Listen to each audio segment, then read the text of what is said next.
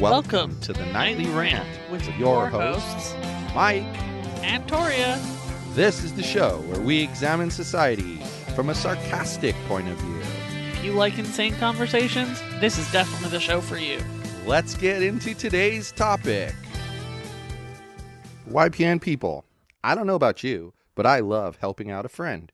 That's why I want to shout out my friend Brian Little and his podcast, Your Favorite Blockhead. This is the only show that manages to weave together peanuts and MMA into one heck of an amazing podcast. You can find Your Favorite Blockhead wherever your favorite podcasts reside and at yourfavoriteblockhead.com. Do me a huge favor and listen to Brian's show.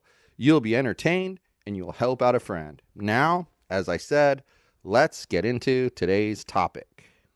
Man, Yogi can't believe the stories we've been telling him about the land down under. We've been talking so much about the land down under that I swear Bree was hopping around like a kangaroo earlier. She usually does. She had her back feet all under her, tucked her front feet, and bounded up onto the bed.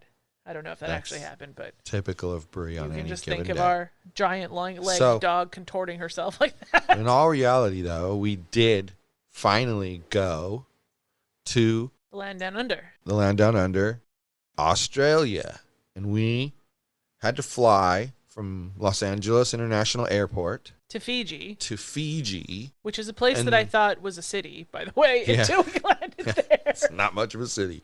Fiji. And then we were there for, a couple hours. And then we went from Fiji to Melbourne. And then that was it. We were done. So yeah, it was fun. That was supposed to be the initial, phase of the trip. Everything went smoothly. And, we got checked in, no problem. And we were told to get there really, really early because COVID can tip things one way or the other. They can be more strict, less strict.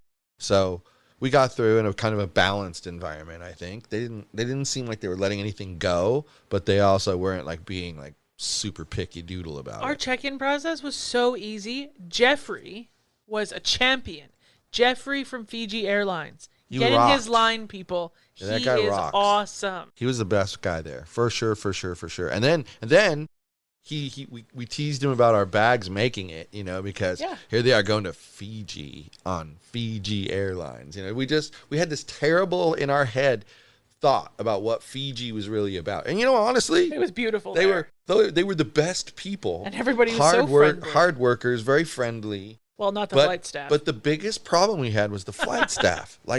People turned on the little light saying they needed help, and hours would go by and no one would come and see it. You'd fall asleep for a hot minute, and you'd wake back up, and it's an hour and 20 has passed, and the light's still on. And there were 6 of those at the end of the flight. And it was just, that's the kind of thing. So we're just pointing that out so you know that we're not being overly picky about it. Because honestly, what the bigger complaint for me was that they feed us. That's not the complaint. Then 2 hours goes by and they don't come back to take the trash away. And you got this little tiny space that you're managing. And whatever you had for dinner, that chicken curry thing smelled it was so good. Bad. It was so bad. good. I'm sure it was. And you know what? When it first arrived, more. I thought it smelled good too. And then it sat there for 2 hours. Now it's just not, I wanted not pleasant. I wanted more.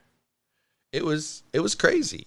Okay. Yeah. But then you're not wrong. We get to, we managed to somehow survive getting to Fiji. And shout out to the people that were behind us because they had 2 little ones who were under 5 years old, probably under 4 years old. They were young. And I had to tell them. And a 9-month-old. I had to tell them, and they kind of looked at me when I first opened my mouth oh no, he's going to say something bad. Well, especially, and I said, his kid had been running up and down the aisle because the flight had landed. I said, I just want you to know that you 2 are great parents. Well, come on. Kids do that shit. Who gives 2 fucks? Right. I mean, the kid didn't bounce off of me or anyone else that I could see. They were being careful. So fuck it. They'd let them be kids. He was anyway, just being cute. That's my personal take on it is, who cares? But they were just shocked that I told them what great parents they were. Oh my God. But I thought they were great parents. Their kids were so well behaved on that entire flight. And that was a long flight. Oof. It was not our longest.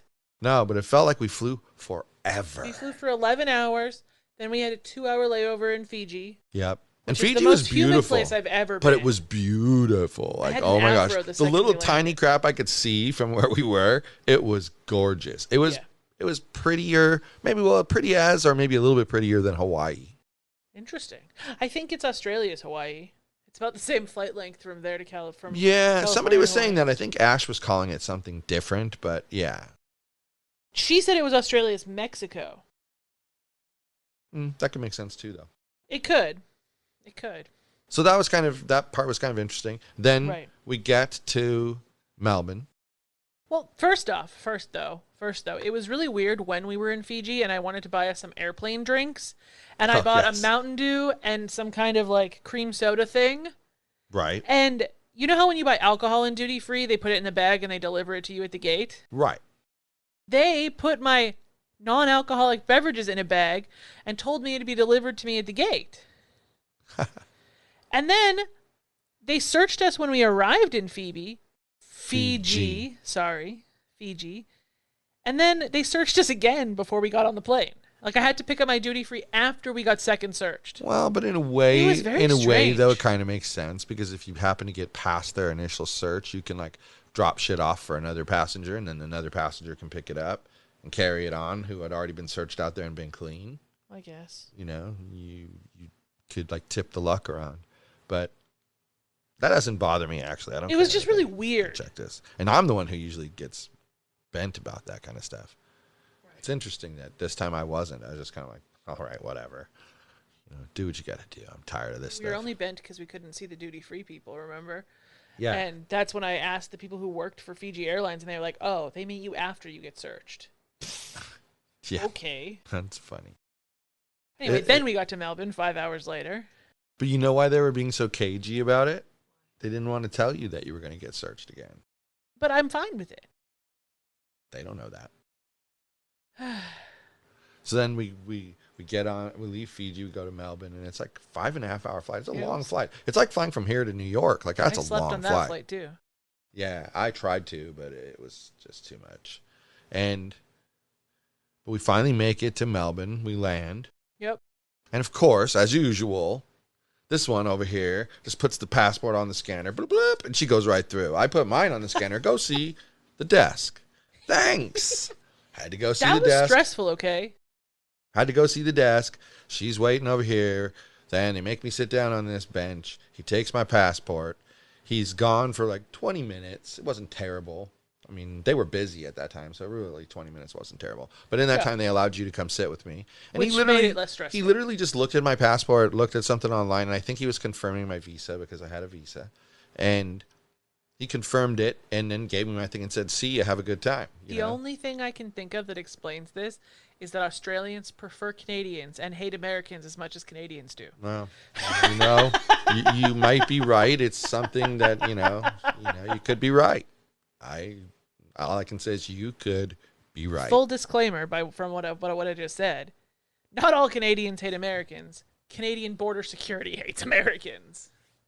Yeah, but that's because we made kind of those two agencies, our border patrol, their border patrol, were like very cooperative agencies pre 9/11, and then after 9/11 they kind of like pulled their own ways. And in one, I can see both sides of this argument. We won't go too side on this, but I think the United States has the right to require passports, and I think that Canada has the right to do the same.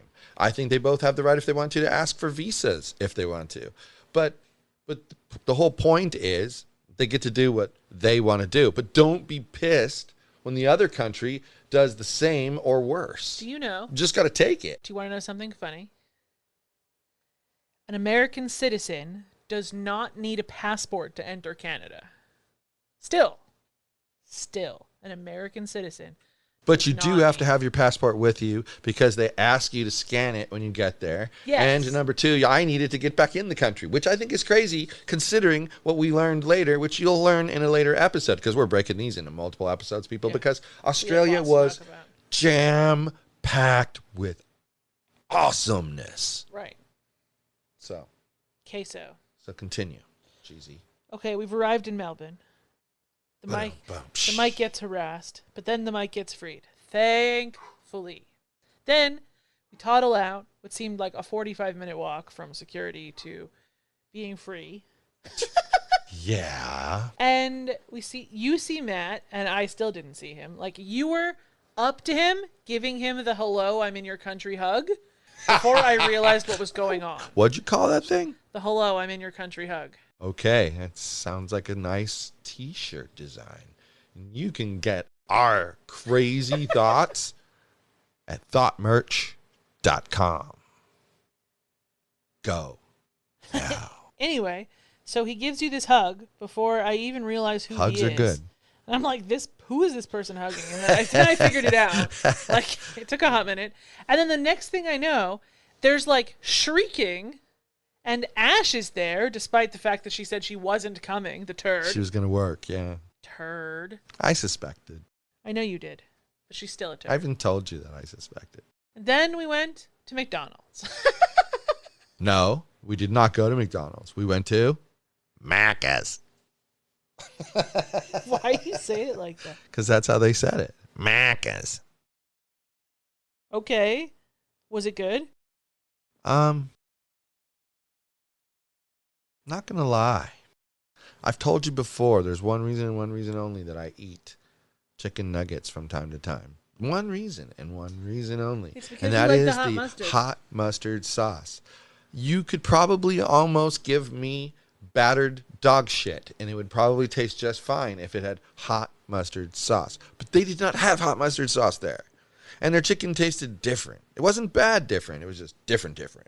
And I couldn't get a good taste because the sauces, they just were kind of sweet and bland. I think you probably should Sweet have got and bland. your old McDonald's order while you were there. You should have gotten your quarter pounder with cheese and given it a shot. I'm with you. Yeah, I should have burgered it because to see if it was as salty. I bet you it wouldn't be. Well, 'Cause that's one of the things I liked about some of the food there was that it wasn't salty. Right. They didn't do their Salt Bay bullshit and like hurl salt all over the universe. Sorry, I'm making T-Rex hands over here mocking Salt Bay. Well, but you know, But- that one place that we went to did have like the whole Nando's. They had the whole seasoning, game was down. such a good But place. but they gave you your choice of what to put on there, and you could say nothing if you didn't want anything. It wasn't like they just did it for the sake of doing it. They did it the way you wanted it to taste. Yeah, you could it was get so you could get good. peri-peri salt or you could get chicken salt. Yeah, it was on your so fries. flipping good. Or no salt. You could get it unsalted. Right. I mean, it was just flipping good. Just so good. Back to Saturday. Yeah, so back to Saturday. I mean, after that, it was pretty much uneventful. We drove the drive. Yeah, that was like got a to the 2-hour place. drive from Melbourne Airport. Then we met Winston, and he was the We most met the Winston. glorious English bullhound in the universe. God, he was so cute. Bullhound? Bulldog. Bulldog, who is a hound. He was cute. He was He was an so A-plus adorable. bulldog. He was so adorable. And Yeah, he I would, really liked him. His little grunting sounds made me laugh. And like how excited he would get to see, like especially new people. Oh my God, new people. But he still, if you noticed, he said hello to Matt and he said hello to Ash. He made sure that mom and dad got the hellos, but he was going to come at us. Like And then it he was said crazy. hello to you, and then he decided that I was his new true love. Yeah, he fell in love with you like instantly. Just like Matt said, Winston is a bit of a ladies' man. And I brought him a toy, so he liked me a lot. Yeah, this is true. You're on a big toy too. That story of that toy was one we told already. So Yeah. that's kind of funny. So then, the next day, we met Matt's family. Well, before we met Matt's family, we went on like a little tour of like the little Of like traveling. shires that are around there, and went out to that. I can't remember the name of it now. Gosh, We're about to talk about Tuesday. Am I? No, because Because we did was tour. We went and got coffee, and then we went to the thing, and then we just stayed at the house because thing? Matt, the shopping center thing. we went and got alcohol. Yeah, we did that too. But At we the didn't. alcohol We place didn't that leave cost us a Tralgan. small alcohol fortune. Yeah, we spent $200 on alcohol, though we did get to bring some of it home with us. But we didn't do any of the tours of the areas around until Tuesday. Some on Monday, some on Tuesday. You're right, because now I remember when we saw where his parents lived, we had already met them. Correct. And it was just the day before that we had met them. Yeah. And that was But- Sunday, so that would have been Monday that happened. Sunday was pretty uneventful. We explored around Traugen a little, then we did a whole lot of nothing, and then Matt cooked all day. Yeah, he was smoking barbecue meat. He made pork and lamb. The lamb was not to Torya's liking. Lamb was lamb, and I don't like lamb. Do you know that 90s cartoon, The Lamb Chop, with the stupid white lamb puppet? Uh-huh. Every time I think of lamb, I think of that puppet, like, cut in half and bleeding. Anyway, clearly it's just something that was not a good something. Yeah. But everything else was awesome, and his family was awesome. They were like, I don't know. They made you feel like right away, like you had already been part of the family. Like they didn't like treat you like an outsider. It was just like they were going to be who they were, and it was okay for you to be who you were. Right. And I felt no judgment from them on anything. It was really nice. I think they were really nice. I think sometimes they had a hard time understanding us, and we had a hard time understanding them because we all talk really fast. 100%. I could see that from both sides. You just get the blank look on your face, and then you giggle. And they did the same thing, so I can only assume it means the same thing. Yeah, of course. Because, we're all descendants of the same white people. We're all dumb like that. but yeah, that was a delightful night.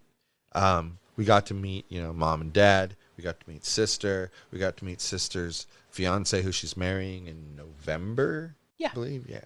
So that's kind of rad. Like, he was pretty quiet at first, but like later that week, we got to spend more time with him, and he really opened up a lot. Yeah. That's, we'll talk about that in another episode. But everybody was fantastic, and watching them play Cards Against Humanity, because I didn't participate for whatever reason. Watching them play Cards Against Humanity was absolutely hilarious, because there, on one side of me, was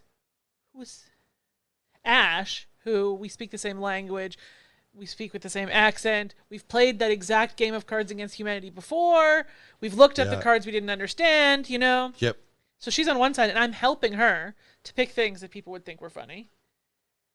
And then on the other side, I have Bernadette, his mom, who didn't know what some of the cards were and kept, like, nudging me to ask me what things were. Yeah. That's funny. Yeah. I had to go to bed. I couldn't stay awake. Yeah. I was so dead. I just had to go to bed. Like, I just couldn't. And they were good. They're such nice people. So then the very next day was when we started exploring, like, Sail, where they're from, and there's like a little bridge there that spins instead of what do they call it? A toll instead of a toll bridge. Instead of the lifting bridge. Yeah, the bridges that lift up. Instead of that, this one would bridge. swing, and it would open, and then the sides would open, and then it would close back up. That was cool. It was really cool. We got to see it in action. After we saw the swing bridge, we drove out to that Walhalla place, the gold mine town thing that we wandered around, and it was really cool.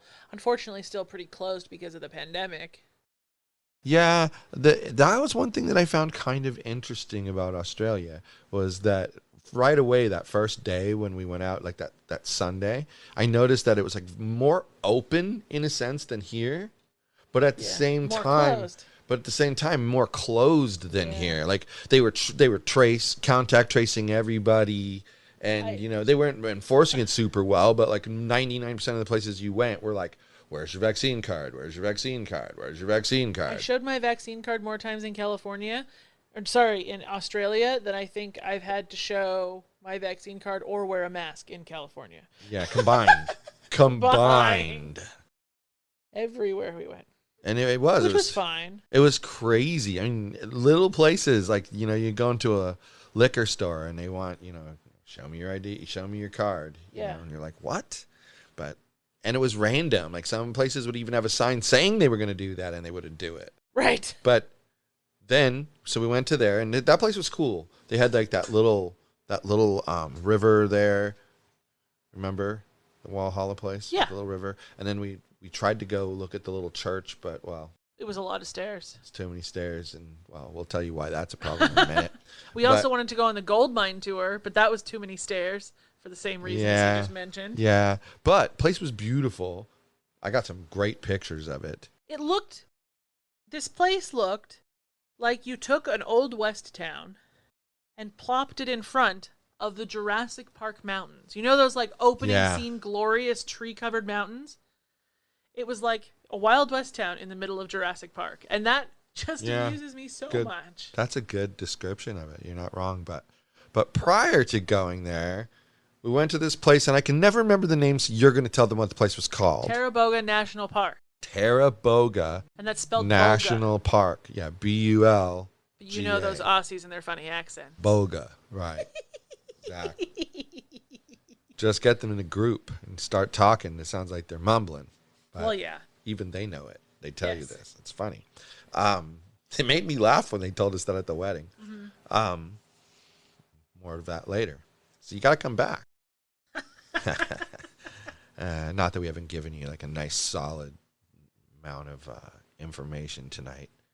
Anyway. We have one last thing, and then we're done. Yeah. So we go to this place, and like, supposedly the whole like joy of the thing was to go over this bridge, right, and look at this bridge and experience the pristine wildlife in their natural and see how pristine the wildlife is. Exactly. And it accomplished all of these goals. I mean, like, we saw some of the most beautiful vegetation in there. Yeah.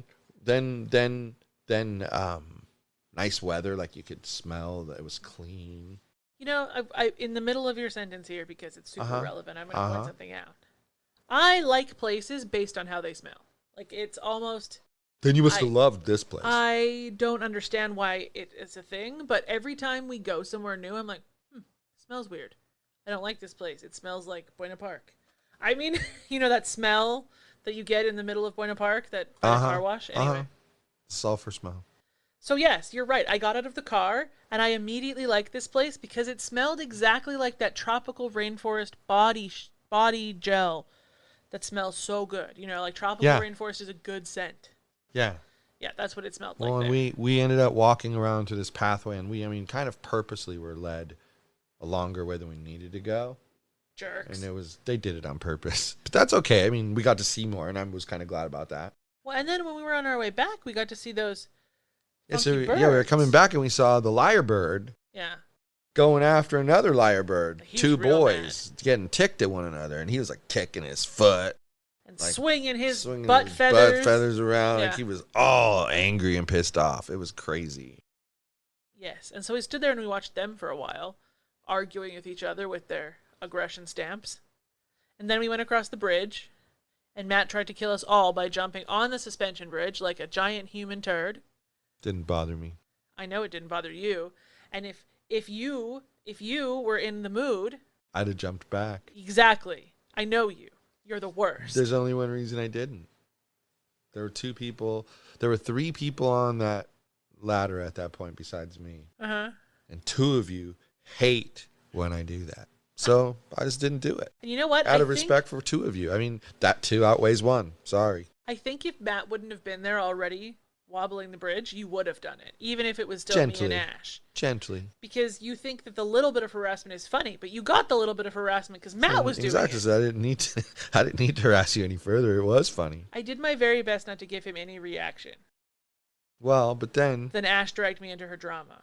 Then by having her cow that he was shaking the bridge, and then she's like, Tori doesn't like it either. Tori doesn't like it either. Well, it worked because he stopped. So I mean, she clearly knows how to handle him. That's good. Anyway, I was actually quite impressed with the way they interacted with one another, to tell you the truth. There's so much alike. Yeah. They really are. And I mean in that sense of the word that, like, I don't mean they're an identical carbon copy, as you well know. I'm telling the listeners that. But they're so much alike. Like, they like the same things, and they like to interact the same way. Yep. And like their love language is similar. So yeah. I think it's a really good match for them. But we get down out of the thing. We had to make a right turn. You're kind of going down a hill. And then there's like this kind of uneven pavement. And, well, you know, when it can happen, it happens to somebody I know. Miss Torya over here clunks her right ankle inward and then outward and then back inward. Yeah, didn't do such a great Then job I had there. to sit down. And she laid down and, you know, gave me the, you know, hang tight sign, you know. And so we hung tight. I swear, I have never had such a cold, clammy sweat in my entire life. That was so unpleasant. But I walked it off. Like I it was hobbled like back literally to the car. it was like literally at the point where like it was dangerous. That spot right there. Yeah. But I hobbled my way back. But I to mean, the it's car, nature. You know? It's nature. You know what are you gonna do? Sue the county, state, whoever because that was there? No. I think it's an assumed risk when you go. I think and I think, but I think people who think they should be able to are just stupid. Right. Sorry, I mean, like go back to school and learn how to think. Because That's a rant for a whole episode by itself. Oh yes, we could definitely talk about people who think that they're right. You know, and I'll just let you have it because privilege. So Beep. So we get back to the car and we drive the drive, and then we stopped for lunch. And I looked down, and I pretty much had a balloon instead of an ankle. Yeah. Like a balloon. And so this is less than 48 hours into our trip, by the way. Less than 48 hours. Well, technically, if you started on Saturday night, yes. Well, I started on Saturday, Sunday night's Monday night. Saturday at noon, because that's when we arrived. Okay, well, yeah, then Anyway. it's about that. Yeah, 48 less hours. than 48 hours actually in Australia. And this dumbass has a sprained ankle.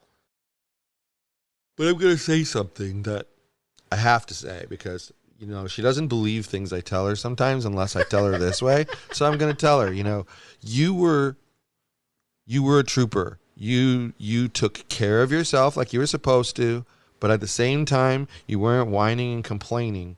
In fact, I was the one saying, I don't know if you should do that. Come on, let's try it. You're saying, let's just try it.